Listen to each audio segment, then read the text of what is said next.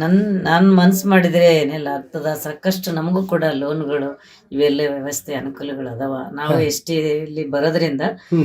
ಅವ್ರಿಗೆ ನಾನು ಏನಾದರೂ ಮಾಡಿ ಕೊಡ್ಬೇಕು ಅನ್ನೋಂಥದ್ದು ಅದ. ಆದ್ರೆ ಅವ್ರಿಗೆ ಅಂತ ಅಲ್ಲ, ನನ್ನ ಹುಟ್ಟೂರಿನಾಗ ನಮ್ಮ ಹೆಸರು ಇರಬೇಕು. ಕರೆಕ್ಟ್. ನಾನು ಶಾಸಕಳಾಗಿ, ಯಾಕಂದ್ರೆ ಬೇರೆ ಬೇರೆ ಕಾರ್ಯಕ್ರಮಗಳಿಗೆ ಕ್ಷೇತ್ರದ ಮತ್ತೆ ಹೊರಗಡೆಯಿಂದ ಜನ ಬರ್ತಾರ. ಹ್ಮ್. ಶಾಸಕರ ಮನೆ ಯಾವುದು ಹೆಂಗ ಅಂತ ಕೇಳಿದಾಗ ನಮಗ್ ತೋರ್ಸಕ್ ಮಜ್ಜಿಗರ ಅನಿಸ್ತದ ಅಣ್ಣವರಿಗೆಲ್ಲ.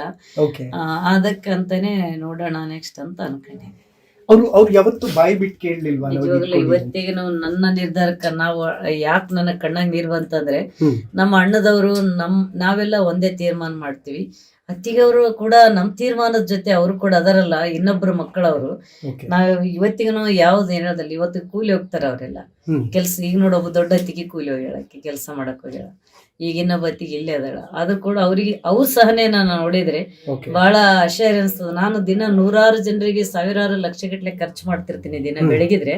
ಹೌದು. ಆದ್ರೆ ಇವತ್ತು ನಮ್ಮ ಕುಟುಂಬ, ನನ್ನ ಅತ್ತಿಗೆಯವರು ತಾಳ್ಮೆನ ನಾನು ನೋಡಿದ್ರೆ ಏನಾದ್ರೂ ಮಾಡ್ಬೇಕನ್ನಂಥದ್ದು ನಿಜವಾಗ್ಲೂ ಆಸೆ ಅದ ನನಗೆ. ಅದು ಕಾನೂನು ಚೌಕಟ್ಟಿನಲ್ಲಿ ನ್ಯಾಯವಾಗಿ ನಾನು ಮಾಡ್ಬೇಕಂತ ಅದ. ಅಲ್ಲ, ನನಗೆ ಈ ಪ್ರಶ್ನೆ ಯಾವಾಗ್ಲೂ ಕಾಡ್ತಿರುತ್ತೆ. ಒಬ್ರು ಶಾಸಕರು ಮತ್ತು ಈ ಗ್ರಾಮ ಪಂಚಾಯತ್ ಅಲ್ಲೂ ಕೂಡ, ಜಿಲ್ಲಾ ಪಂಚಾಯತ್ ಅಲ್ಲೂ ಕೂಡ ಒಂದೊಳ್ಳೆ ಹಿಡಿತನ ಇಟ್ಕೊಂಡಿದ್ದಂಥವ್ರು, ಮನಸ್ಸು ಮಾಡಿದ್ರೆ ಆ ಕ್ಷಣಕ್ಕೆ ಎಲ್ಲವೂ ಮಾಡ್ಕೊಡಬಹುದಿತ್ತಲ್ಲ. ನಿಮ್ಮ ನಿಮ್ಮ ವ್ಯಾಪ್ತಿಯಲ್ಲಿ ನಿವೇಶನಗಳ ಹಂಚಿಕೆ ಅದೆಲ್ಲ ಬರುತ್ತೆ. ಇಲ್ಲ, ನಾವಿಲ್ಲಿ ಆಶ್ರಯ ಕಾಲೋನಿ ಅಂತ ಮಾಡಿವಿ. ಅವಾಗ 40 ಮನೆಗಳು ಬಂದವು, ಅಂಬೇಡ್ಕರ್ ಆಶ್ರಯ ಮನೆಗಳು ಬಂದವು. ಹ್ಮ್. ಅವೆಲ್ಲ ನಾವು ಜನರಿಗೆ ಕೊಟ್ಟಿವಿ. ಯಾಕಂದ್ರೆ ನಮಗೆ ಅಧಿಕಾರ ಇದ್ದಾಗ ನಾವು ಮಾಡಿ ಕೇಳೋದು ದೊಡ್ಡದಲ್ಲ, ನಾವು ಇನ್ನೊಬ್ಬರಿಗೆ ಮಾಡಿ ಕೊಡ್ಬೇಕನ್ನೋಂಥದ್ದು ನಂದು ಮತ್ತೆ ನಮ್ಮ ಕುಟುಂಬದ್ದು ಇದು. ಯಾಕಂದ್ರೆ ನಾವು ಚೆನ್ನಾಗಿ ಬದುಕಿವಿ. ನಮ್ಮ ಗಂಡ ಮನೆಯಲ್ಲಿ ಹ್ಮ್. ನಮ್ಮ ಮನೆಯವರು ಸರ್ಕಾರಿ ನೌಕರಾಗಿರೋದ್ರಿಂದ ಬಹಳಷ್ಟು ಜನರಿಗೆ ಸಹಾಯ ಮಾಡಿವಿ.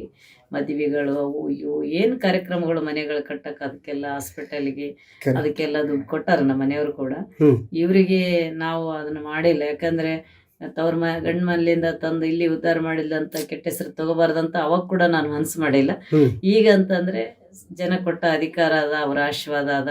ಹ್ಮ್. ಸಾಧ್ಯ ಆದ್ರೆ ಏನಾದ್ರೂ ಅವಶ್ಯಕತೆ ಇದ್ದಷ್ಟು ನಾನು ಅವ್ರಿಗೊಂದು ಮನೆ ನಿರ್ಮಾಣ ಮಾಡಿ